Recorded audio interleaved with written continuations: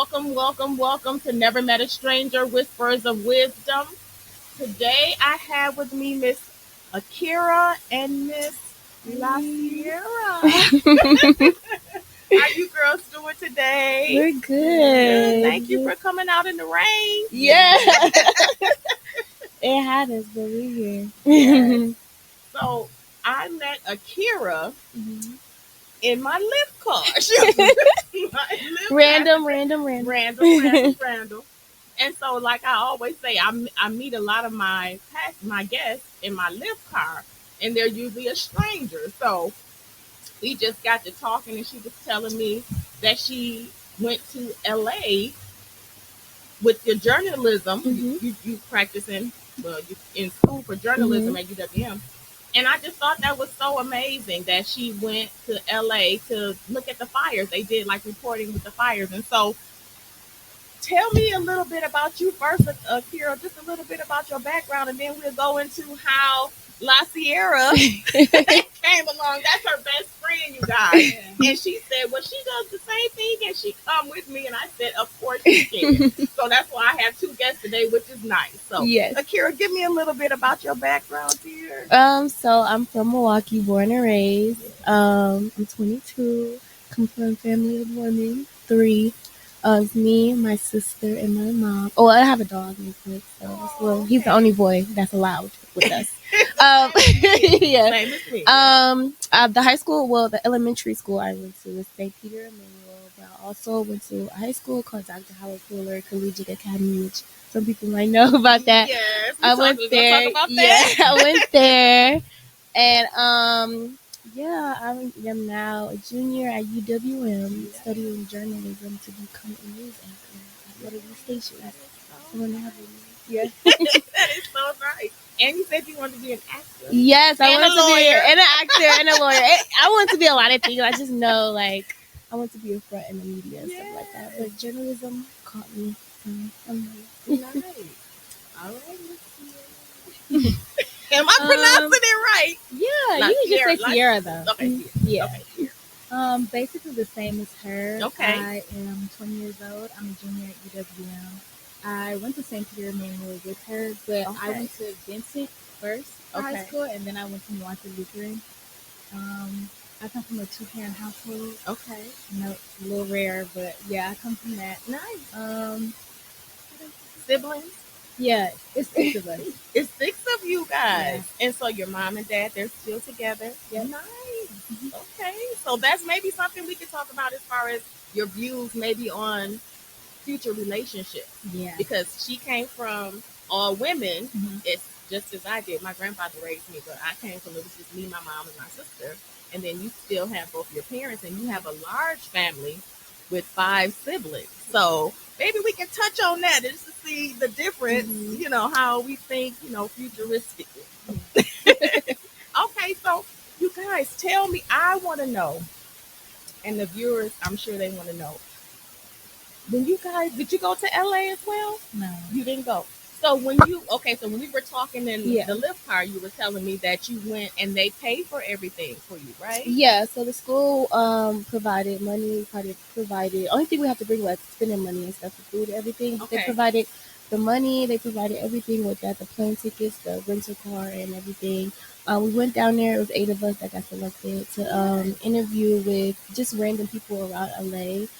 Basically we wanted to get in depth with the more inner city people because they haven't heard their stories. We always hear the outside broad and everything like that. Right. So we want to get deeper into there. So we went personally up to people around the Palisades in LA. We went to Malibu, and we just talked to different people around there about their situation and how they're dealing with that, and how the media is their perspective on how the media is presenting them.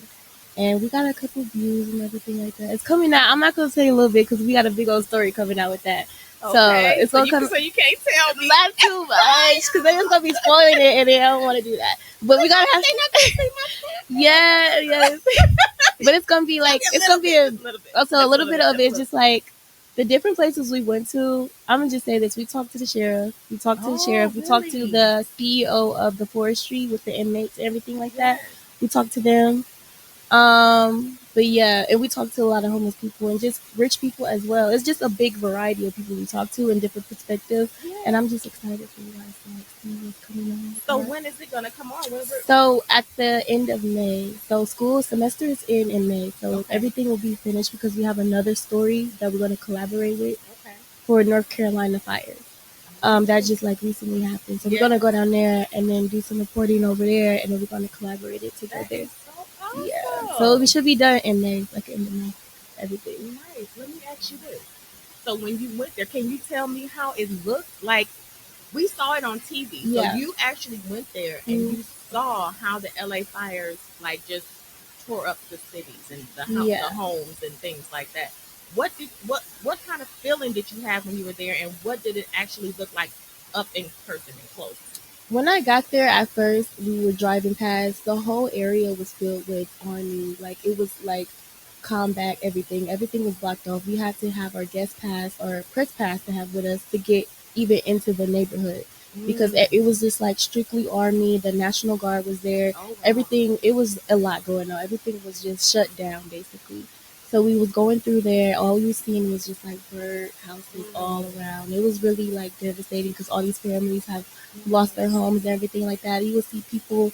All you seen was like construction people, contractors out there because they're trying to like get the money from the houses and everything.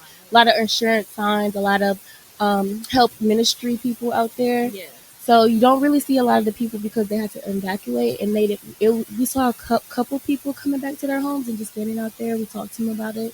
It was really devastating for them. Some people don't have homes to go back to or don't have homes, even though like they say, y'all think we have all this money and stuff like that, but we were dropped from their people were dropped from their insurance. It was a lot going on with that. So they have like second homes, but some people don't have second homes. We spoke to this man who was actually came from a home that was rich, and now he's homeless, living in his car. So it was really sad, and he was just driving around Malibu with his little dog, older man. Yeah, it was really sad, but that story really like broke my heart. Yeah, because it's like anything can happen so fast. Like you can have everything, and then you just lose everything, especially in that area. Like it's so beautiful, and it just it's gone now. Like so that was really sad.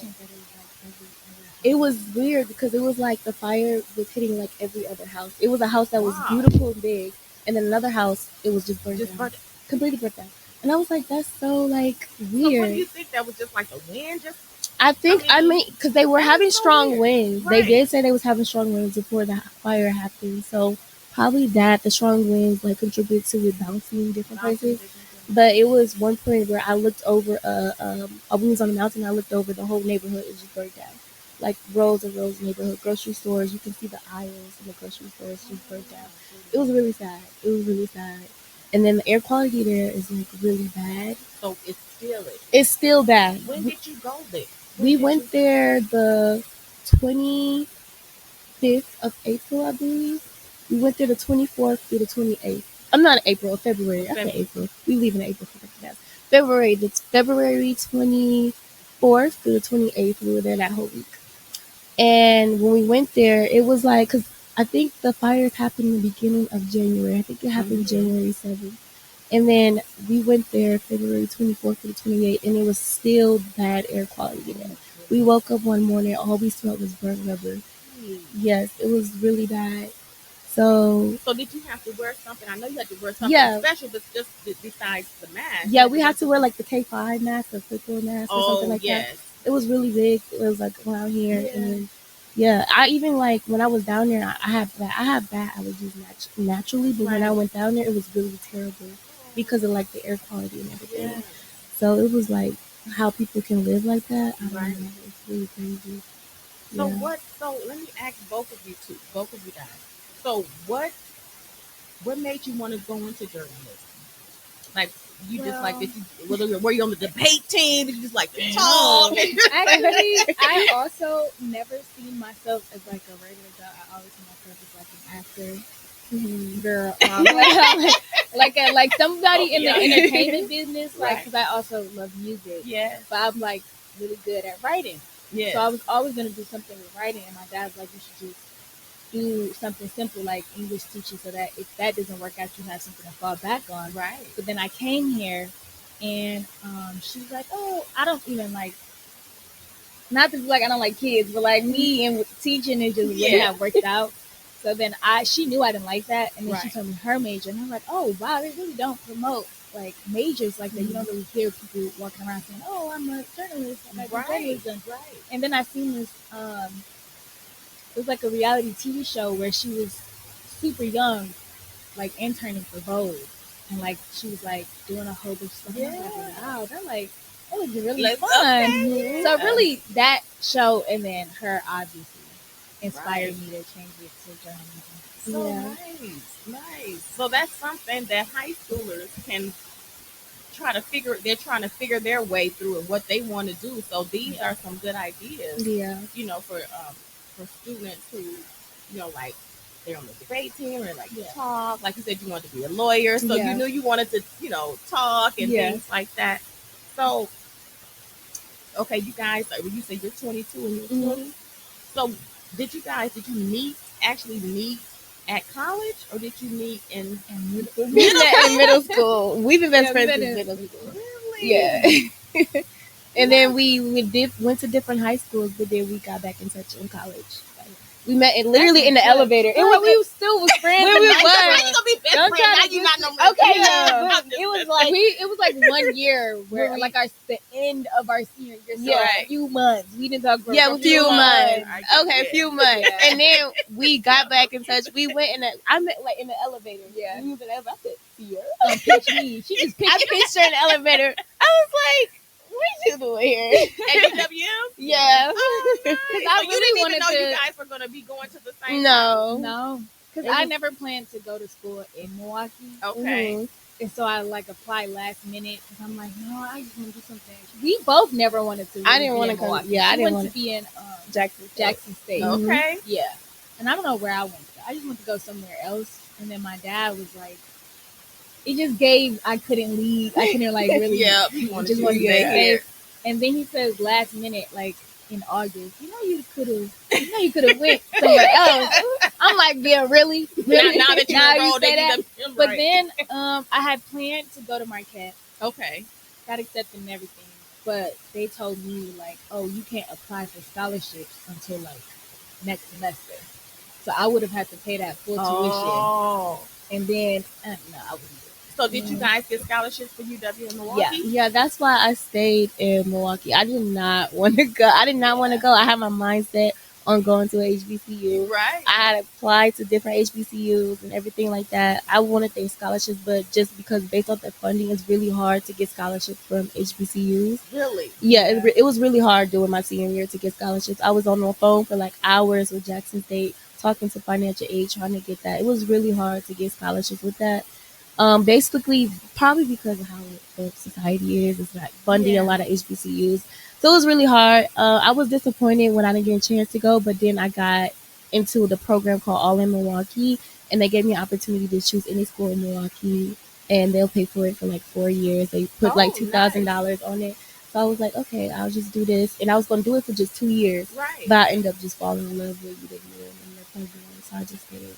Nice. So what's the name?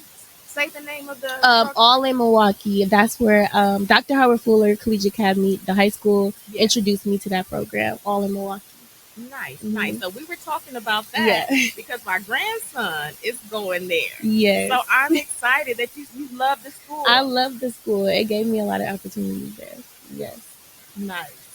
So you would recommend? Yes, I recommend the school. It's a really good school. Okay, because my daughter and I, we went to orientation, and I love the school. Yes, it's a really good school. Dr. Howard Fuller, he's a great man, activist. Absolutely. He supports Black excellence. He supports the education system. Absolutely. So that's what made me. When I went to the school, it was over there. It was on 27th and Capitol. I was there during that time. Was it a middle school then? It was a high school. It was a high school. Okay. They just recently changed it into moved the school into a high school. Okay. To over in a different area. I don't know what the area is. It's right off of North Van. Bellar. Yeah, now the older school on 27th and Capitol is the middle school, but that used to be the high school. Oh, okay. Mm-hmm. So that used to be a high school. Very small area, but it was a good school. The principals were good there. The teachers were amazing. That's where I actually, my senior year, I figured out that I wanted to do journalism. The person they hired there my senior year, he used to be a professor. Okay. And I was like, he was just telling me about my writing, and he said he used to write articles of sports. And he was just like, maybe you should just go into journalism. I'm like, what is that? And he started teaching me about it. Like after classes, he would like teach me or whatever. And I was just like, he said, I think you should try it and stuff like that. And that's when I got into dual enrollment, which you do early college classes. And then I What signed is the name of it again? dual enrollment. Dual enrollment. Yeah, dual enrollment. Okay. For UWM courses, they do like dual enrollment for high school students where you can just to see what classes you like. And I did this gender and media class my senior year with Professor Eric Lohman. I will never forget it. And this is at Dr. Howard Fuller? This was at Dr. Howard Fuller. I did Okay. this class. And I did it. It was online, but it changed my perspective on everything. And I learned that was a JAMS journalism, advertising, and media studies course program. And I was like, after that, I was sold. I was like, I'm going there. I need to be in this course. It was amazing. Nice. Yeah. Did you go through the same? No. Okay, so I went to Vincent. Okay. And then I went to Milwaukee Children. Yes. At Vincent, I kind of got the same experience she got. Like, everybody's like, oh, it's a bad school. Yeah, it's a bad school. But they were, like, really on it when it came to scholarships and kids and their education. They would have these practices. They gave us scholarships almost every other day. The teachers was great. The relationship was great. And then I never heard about that program, but then I went to Milwaukee Lutheran, and it was just like a complete switch. Like the teachers didn't really care to remind you to do your scholarships. They wasn't really advocating for it. Wasn't advocating for it. But at Vincent they did. At Vincent they did. And so Vincent wasn't a bad school. It was the students were bad. Yeah. The school was good. And the school was good. So when you say the school was bad, it was just the students were. Yeah. The students was just real rowdy. But that was also the same at Milwaukee Lutheran. Like, my daughter got. Yeah. So I was really bothered by that. I didn't like it off the bat because I was like, I just went from 4.0 students to now like 3.5 because they don't care to help the students out or tell the students what to do. And then I had to take a class. It was a college course class, an AP class. The one at Vincent was like, he had a unique way of teaching us to like help us not get bored. What did you do? The one that, it was like, it's a AP history class. Okay. And he was just like, he had a way with wording so that you don't get bored. But it was more like the Aztecs and the stuff. It was that type of history, whereas Milwaukee Lutheran was the USA history. The history you learn every year in high and I was just so bored in the class at Milwaukee Lutheran because it was like, we know this stuff. And then he just reading all boring. I hope you don't. Hey, shut! You gotta change. You gotta change your ways. But it was like so boring, and I'm like, this school is so like they don't care. And then I got to college, right? And I was like, I was asking her about the scholarship because I went to her with her to like the meeting. I'm like, why didn't we like get told about the scholarship? And she was like, you did. And so then I asked the teacher, and he said they only gave it to one student, and that student was a white boy whose dad was a teacher at the school. And that was at Vincent. That was at Milwaukee Lutheran. Yeah, mind you, the scholarship is for mainly for people of color. Yeah, minorities. And he's white. And his dad was working at the school. Wow. Yeah. Yep. And I was like, they never told us nothing about that scholarship. Never said anything about it. Never like was like, hey, this is a program. If you do this, we have like after school things where you can come fill out scholarships. Didn't do none of that. And what is the name of the scholarship again? The All in Milwaukee. All in Milwaukee. Yes. Okay. That's amazing that they have that available. I hate that they didn't. Yeah. Unfortunately, they had it, but they gave it to. They didn't want to say it. Yeah, didn't you talk would about think it. Milwaukee Lutheran. You would think that they would have, been more on it. That's what I thought. Yeah. And people are like shocked when I say, they like always ask me, how do you feel about both schools? And I always say, I love the education at Vincent, but the environment is a bit better. Yeah. At Milwaukee. And that's and you wouldn't think that though. Yeah. From the outside looking in, you would think that Milwaukee Lutheran would be more, present in the teaching. Yes. Only few teachers that I gained a close relationship with, whereas Vincent, everybody was a family. Like and all the teachers was close with my family. Right.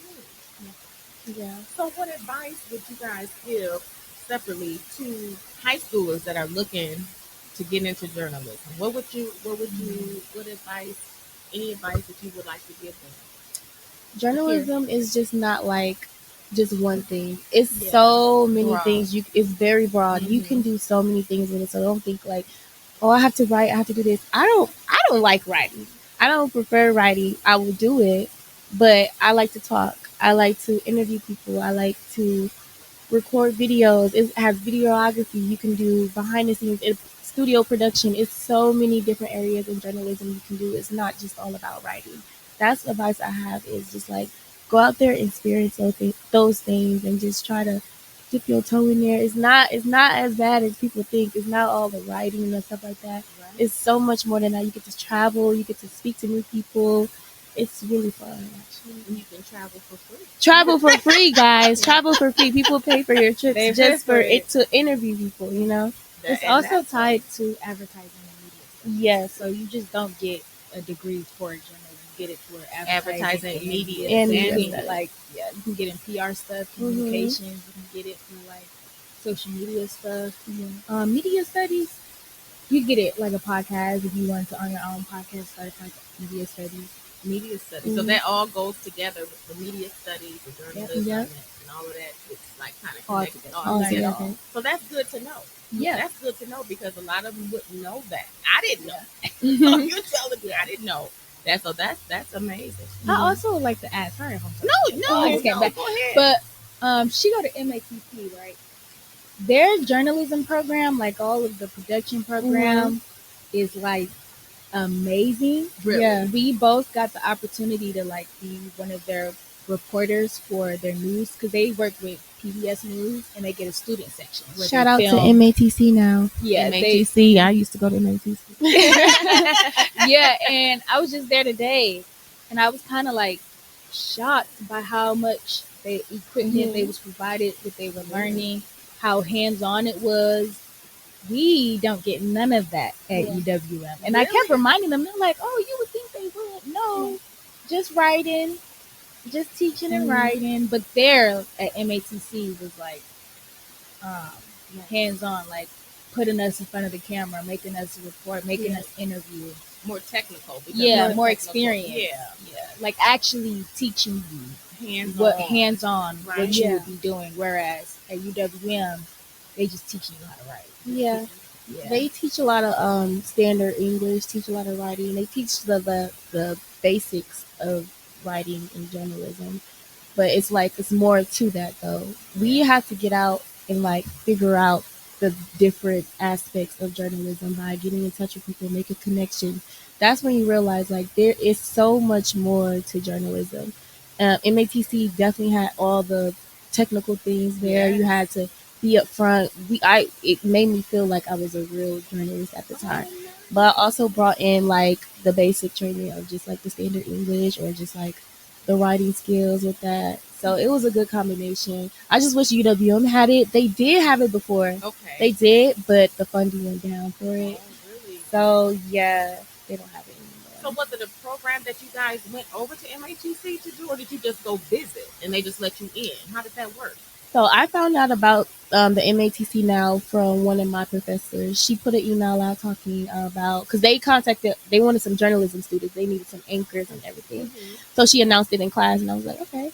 Nobody signed up for it. Everybody just looked past it. I signed up for it. And then I got in contact with one of the directors and then we connected and I started doing shows with them all last semester every Monday. I started doing shows every morning with them.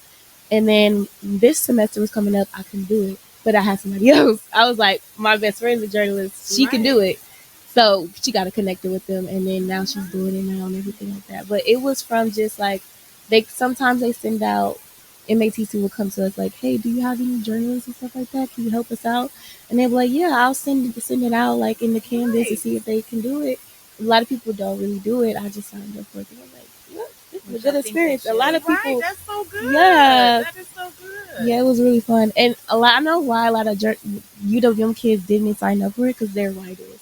It's a lot of writers. Okay. So I saw it. I said, and this was for anchors. This was for anchors, correspondents. And that's what you want. Yes. So you want to be upfront talking. Yes. You want to be okay. So which area does it matter, or what you're more interested in? I'm like interested weather or like just everything. No weather. I don't know what's going on with the weather. You gotta actually know what you're talking about. Like, I don't know science what's going on and be able to tell them. Like you have to know. Okay. Yeah. I'm gonna give everybody wrong information. Do not. I know about like the politics of it. I know the politics. I know how to. Usually, and the whole setting of it is a producer has a report. They go out and report on it. They come back. They say, "Hey, this is a report. I want you to read this off. Give me a transcript. I read it off, or I memorize it, and then I just give it out to the audience." So I'm just giving people the media in like with my voice. But usually the producers are the ones who go report and stuff like that. Okay. But I also like the reporting part of it. That's pretty fun. So I will actually be interested in doing that and also doing news anchoring. Nice. That's so good. Now I'm gonna get back to you about the advice that you want to give to the high schoolers around. Anything that you'd like to say, even if it's piggybacking off of what she said, just what you think would be some good advice to give to the high schoolers about what you guys are doing.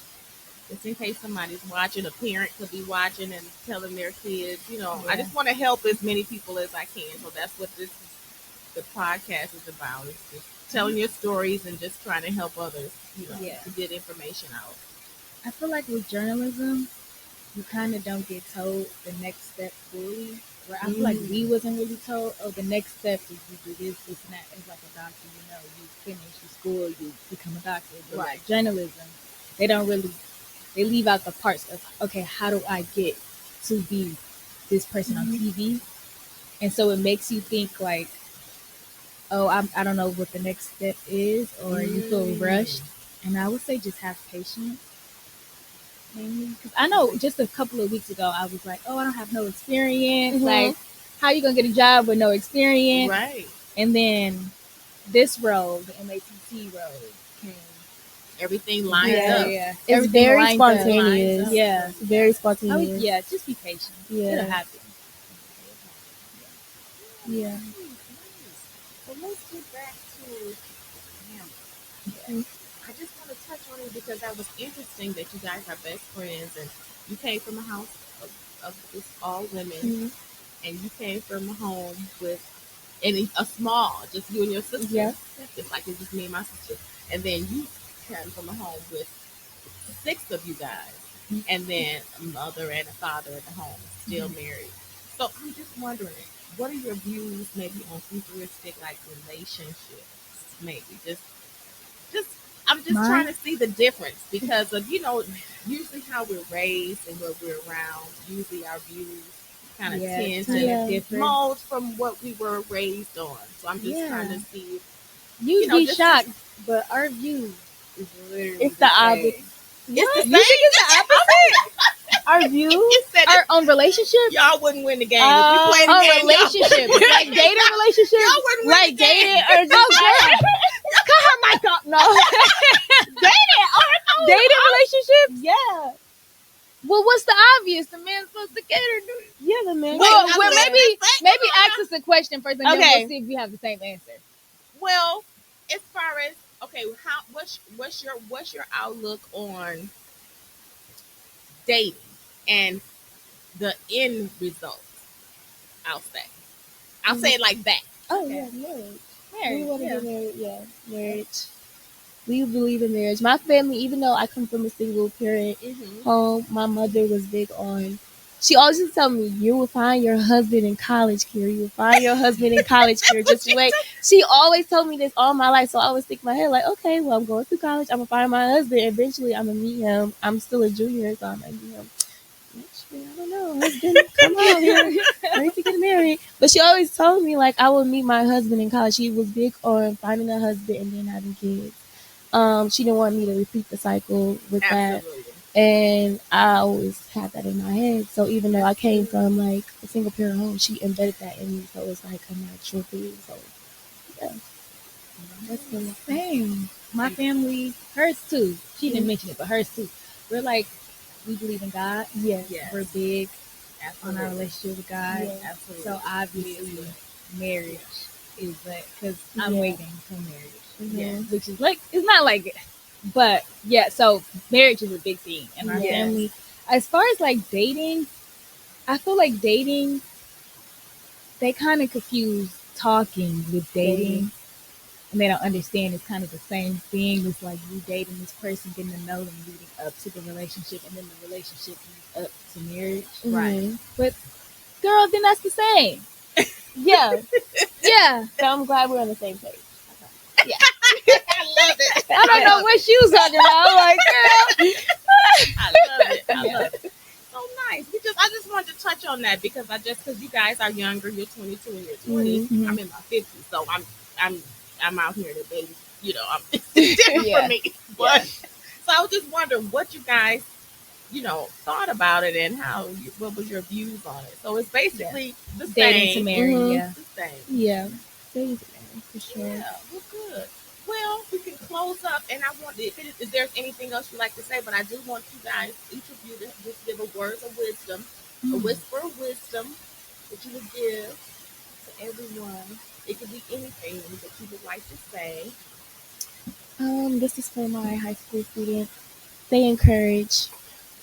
Be different. Be different. I came into journalism, people looking at me like I'm crazy. Like, what is that? Like, be different. It's okay to be different. It's okay to step out your comfort zone. Do things other people wouldn't expect you to do. Be a nurse. Be a technical production person. Do weird names. Do it. If it has a weird name in the industry or a weird job name, do it because I'm pretty sure you're gonna make a lot of money with that.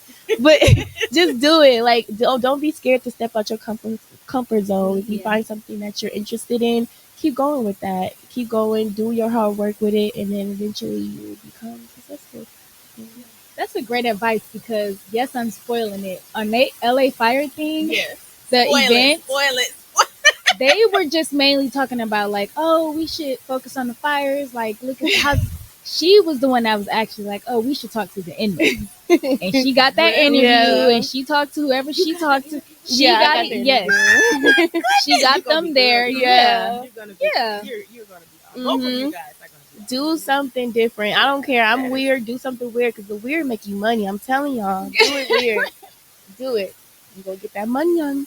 So we're closing, but I'm just curious to know, how did you do that? Like, what did you do? Who did you talk to? Where did you go?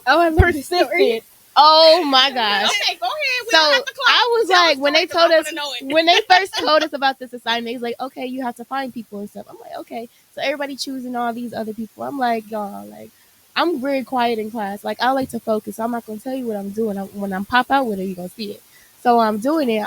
Yeah, when I pop out with it, you gonna see it. So I'm doing it. I'm just looking up different stuff. I'm looking up the Malibu conservation camp.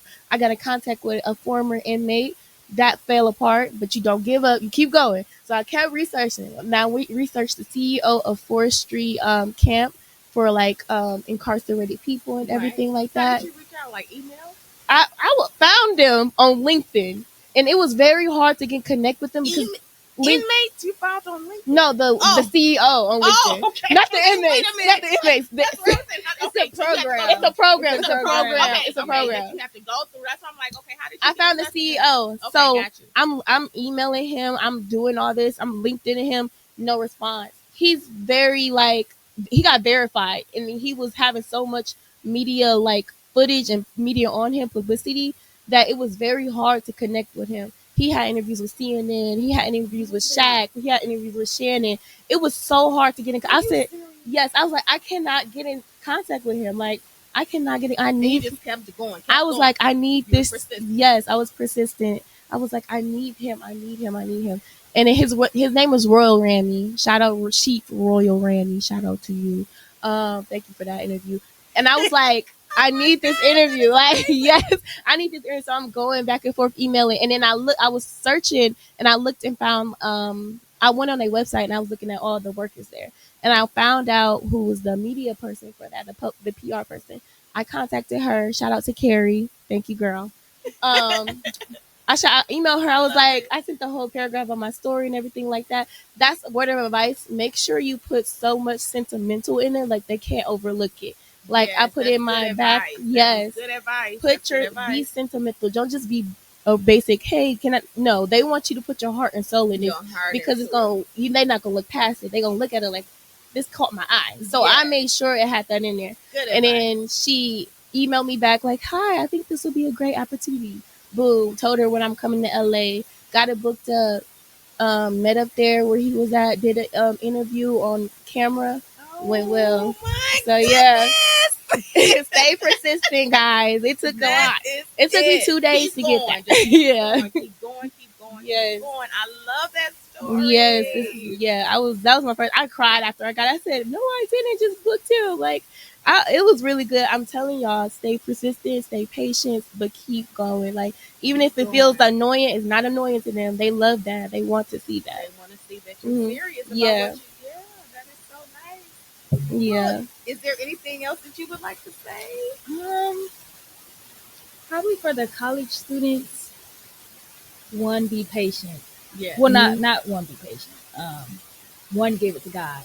And then two, be patient. Yeah. Because they might, it's a lot of college students that is like rushing the process. Like they want to get on campus. They want to do this. They want to do that. They want to pay bills. They like already like rushing. You got to be patient. And then not look at somebody else's path that may be in the same path as you. And then compare it.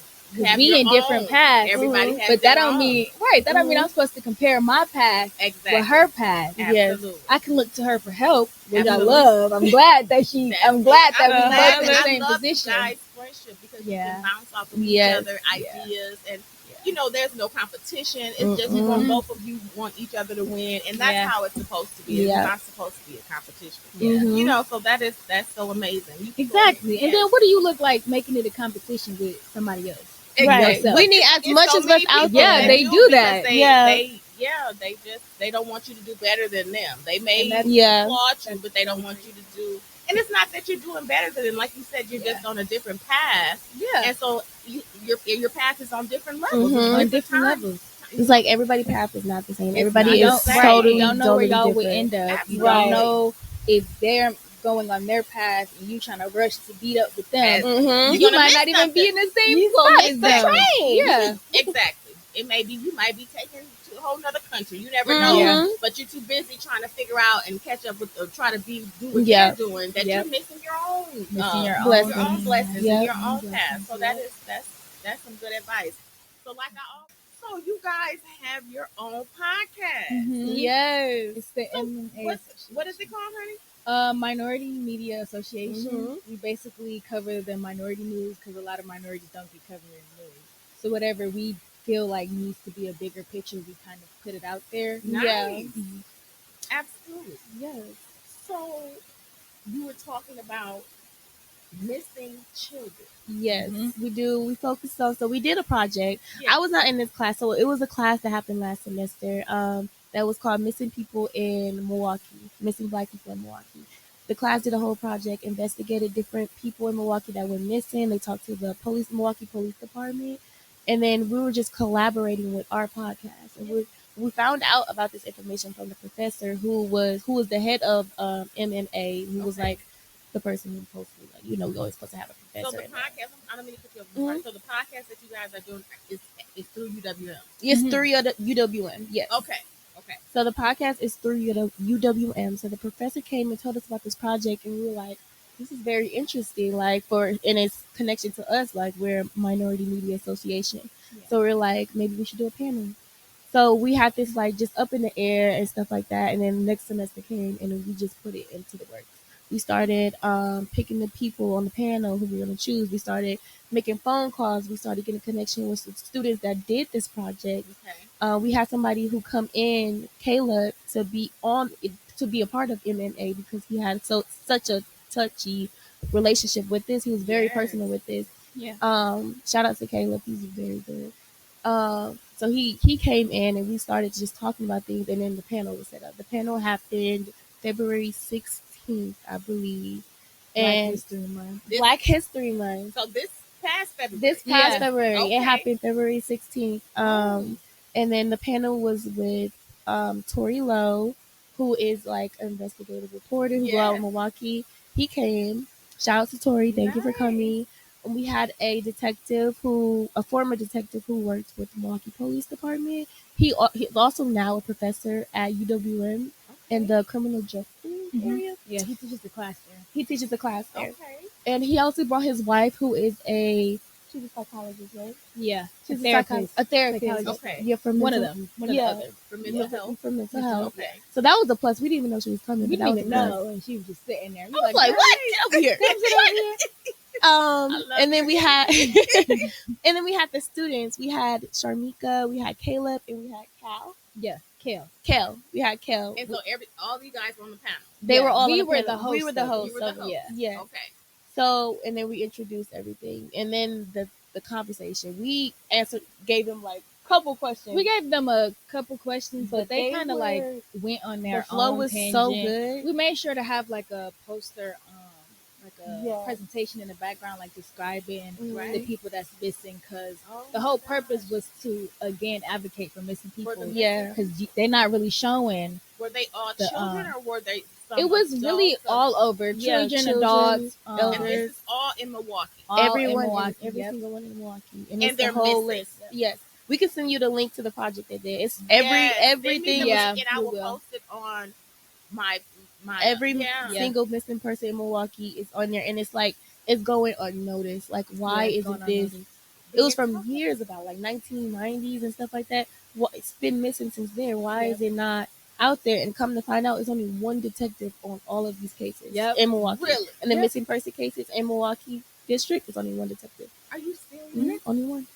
And I need to post that link up there because that is bananas. Yeah, they basically educated us on the different types of kidnaps, and the main one is now being involved with technology, like kids getting groomed and meeting up with people. We mentioned Black men getting kidnapped and their mental health, because you don't really see that in the news of them being kidnapped. We had his wife come and talk about that a little bit. We asked more about the projects, and they kind of told us like, oh, well, we went and actually investigated and talked to the families, and the families was like, the police don't come to us. Really, they found out more with the they'll tell our story. They said the families was like, oh, they'll tell our story, but they wouldn't come communicate with us because they'd be scared at the fact of us being Black. Right. Yeah, and then what else? There was I don't want to say her name wrong. Sade Robinson. Her mom was in. The one who.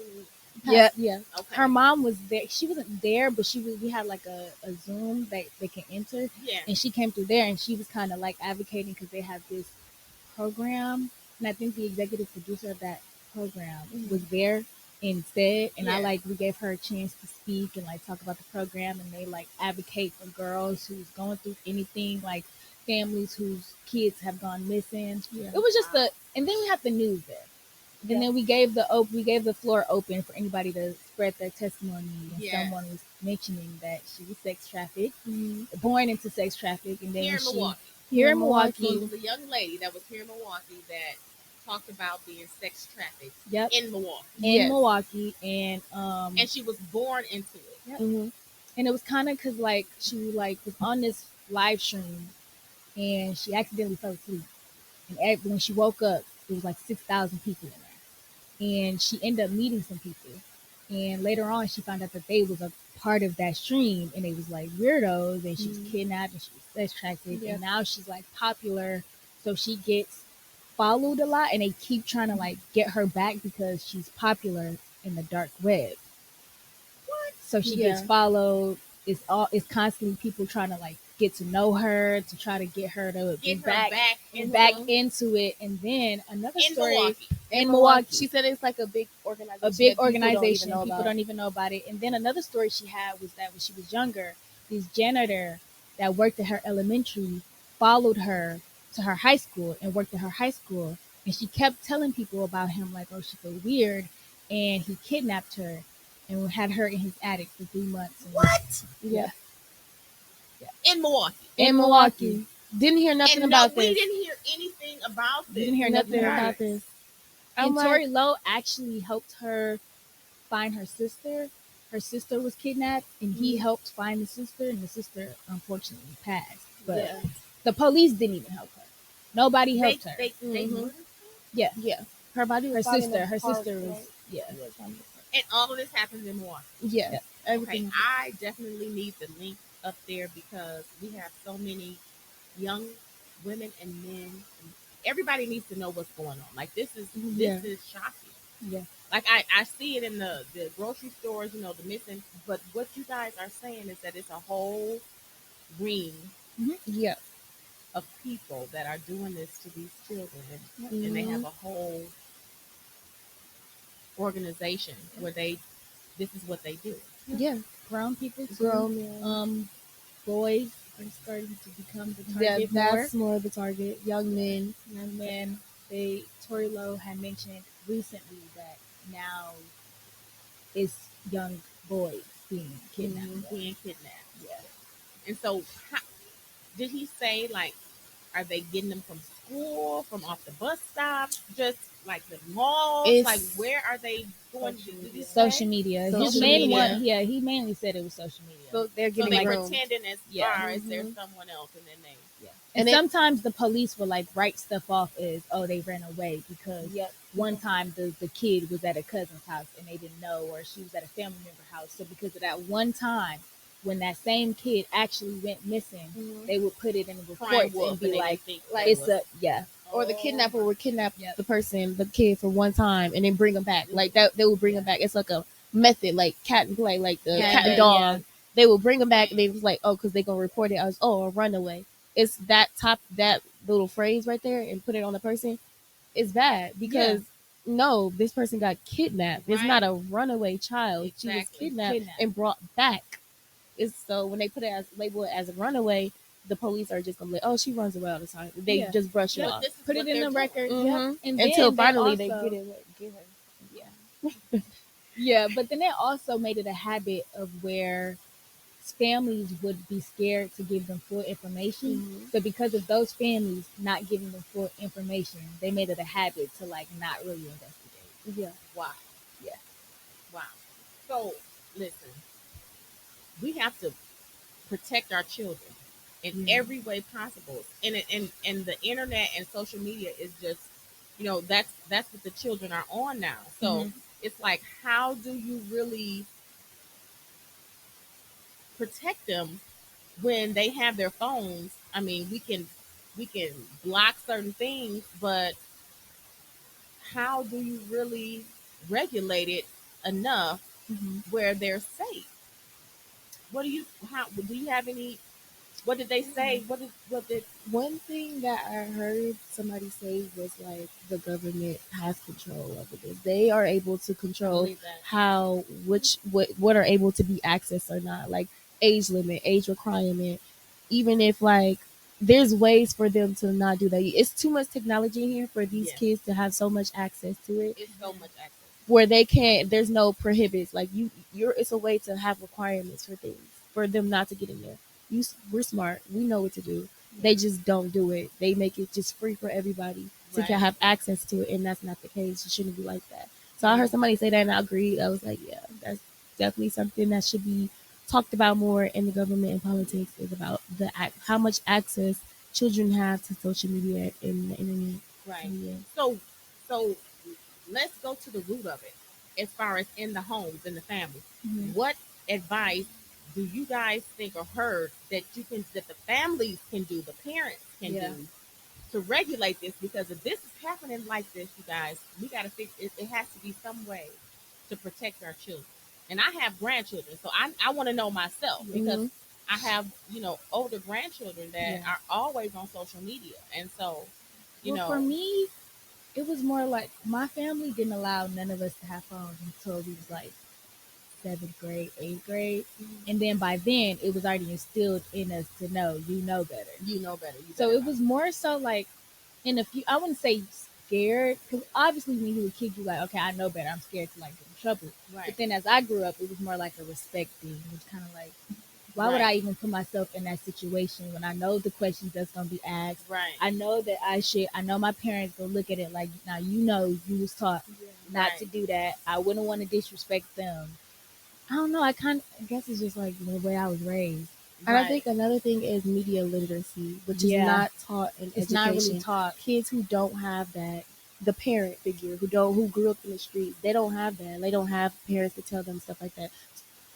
The kids like this, listen, media literacy needs to be in education. It needs to be taught in middle school. It needs to be taught in elementary school. It's a growth with it. It's a progress. You need to be taught that. It's not talked about enough until you get to college. I didn't figure that out until I got to college. That is bad. I shouldn't figure out media literacy and what it is in college. It should be taught in elementary, especially because these kids are like, because you're going to school. You may not have smart. Media literacy should be taught all around. Like it's not taught in education, and that's bad. It needs to be taught. So I think that has to do. That will definitely change. How it should change because you're teaching us the same history lesson over and over and over and over and over. Like you can teach us about the media. Like that would I think kids would actually pay attention if you was to sit there and talk about technology. Yeah. That needs to be talked about. So let me just ask you this: so with the kids that were getting kidnapped, I don't know. Maybe did you say where did they get kidnapped from? I mean, I know it started on the social media, but like, were they like? Because my grandson's there in sports. So was it like from the schools? Was it from the bus stops? So it was mainly okay. So he said that they like to like movies and social media like to glorify the whole kidnap you in a van thing. So now when that happens, when your kids get kidnapped, the first thing you thinking, well, where was your kids? Was they by yourself? But the whole time they could have been taken by somebody that y'all are close with. Like it could have been a family friend. It could have been somebody, a teacher at the school that you didn't let your kid get close with. He was saying it was mainly like those type of situations, and it's becoming those more and more. And they're actually in this organization, but you just don't know it. And they're in the schools, or they just sick. Because he mentioned how one family, the family had asked him to find their daughter, how she ran away. They don't know where she is. He found the daughter. The daughter was with a family member, and she was like, he had asked her, well, why won't you come home? And she told him that the mom's boyfriend had been touching her. And the mom knows. And he had went back to the mom and had to get the mom arrested and the boyfriend. Wow. Yeah. So usually it's situations like those where it's like it's people you letting in your house. People that you know, people that's around you already that are sick in the mind. Right. And you're not thinking that because one, that's your family member, and two, the whole time you over here like, well, she probably got kidnapped by a stranger more than by my family member. Right. Wow. Or it's like voluntarily some students, they get groomed and they was like, just meet me outside. They just walk outside. I remember one story, a girl snuck up the window.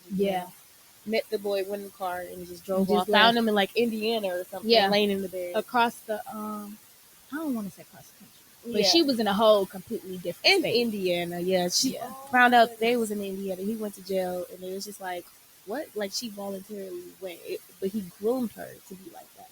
Yeah. So and he was a friend of the family. No, just a grown man. She met on the internet. Snuck out the window to go to his car. Took her to Indiana. Yeah. And a lot of young girls have that, like, that mentality of want to have love from a man. Yeah, so because they put it out there so much in social media, it's like love, dating, men, you gotta be with somebody. Like you can't be alone. So they have that mentality from the internet. So they think, oh, he likes me, he loves me, because he's saying cute things to me. Oh, he loves me. I'll go with him. He's gonna take care of me. No, it's not. It's not like that. And now you're saying this with the boys, because I mean, everybody wants love, regardless if you're a male or a female. So now the men there and the young boys, they want love too. And so they're, whoever, you know what I mean? Wow. So we're definitely going to put that link up there, you guys. Yes. Thank you so much for coming. This was so informative, and I am just outdone. This is good. Yeah, we felt sick to our stomach at the end of that. Oh my gosh. I was trying not to cry. I'm talking. Yeah, I'm stuttering. I'm over here like. Well, you girls are amazing. Thank you again so much. Thank you. And, bye.